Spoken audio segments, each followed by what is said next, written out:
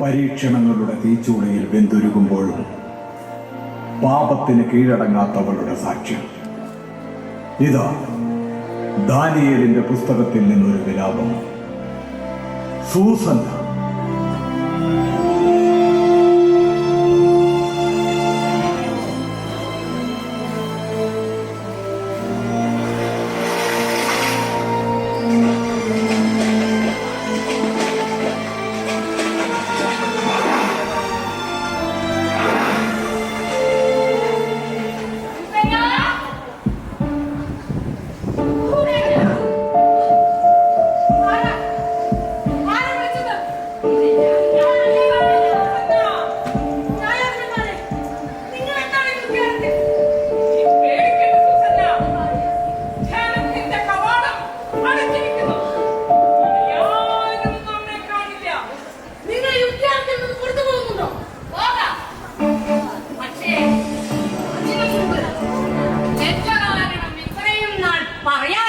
രഹസ്യം നിന്നോട് ഞങ്ങൾ പറയാം.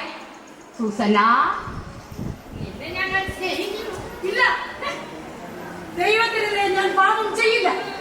സൂസന്ന, അപ്പോ നീ ഞങ്ങളുടെ നിന്ദിതത്തിന് വഴങ്ങില്ല അല്ലേ?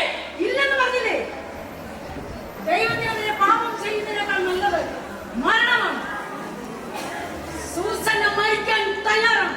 ദൈവത്തിനെതിരെ മാത്രമല്ല, ന്യായാധിപന്മാർക്കെതിരെയും പാപം ചെയ്യും. അത് മറക്കരുത്. സൂസന്ന, നീ ഞങ്ങളോടൊക്കെ സഹിക്കണം. എനിക്കതിന് കഴിയില്ല പറഞ്ഞില്ലേ? സൂസന്ന മരിക്കാൻ തയ്യാറാണ്. എങ്കിൽ കൊല്ലാൻ ഞങ്ങളും തയ്യാറാണ്.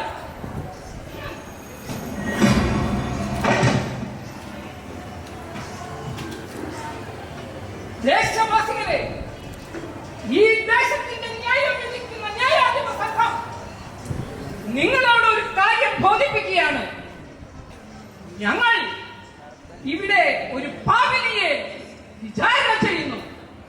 ഇവൾ സൂസന്ന.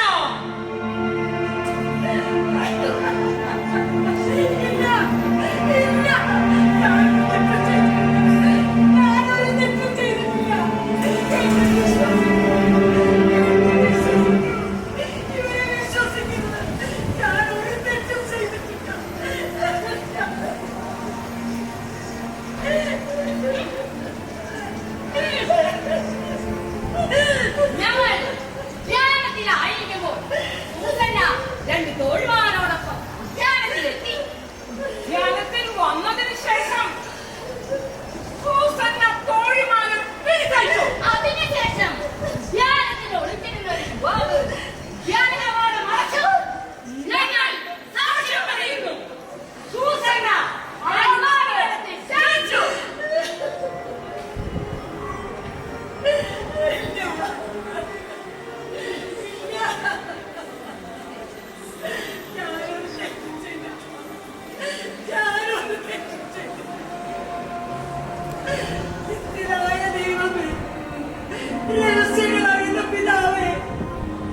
സത്യത്തിന് സാക്ഷ്യം നൽകാൻ സൂസൻ ഇവിടെ പിടഞ്ഞു വീഴാം. പക്ഷേ ഒരു പാവിനെ എന്ന് മുദ്രകുത്തി നീ എന്നെ മരണത്തിന് ഏൽപ്പിച്ചു കൊടുക്കരുത്. നീയാണ് രക്ഷ. നിന്റെ മാത്രമാണ് രക്ഷ.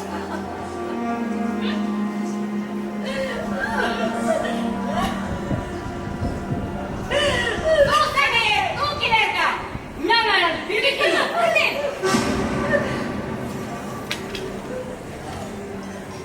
ഈ മഹാസദസ്സിനോട്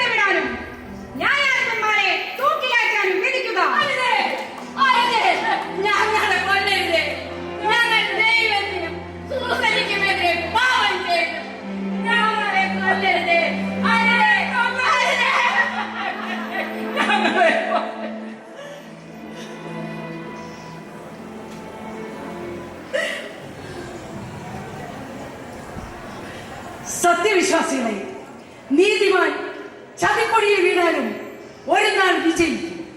എന്നാൽ പാപികൾ എത്ര വലിയ വിജയം നേടിയാലും ഒരു നാൾ ചതിപ്പൊടിയിൽ വീഴുക തന്നെ ചെയ്യും. ദൈവനാമം മഹത്വപ്പെടട്ടെ.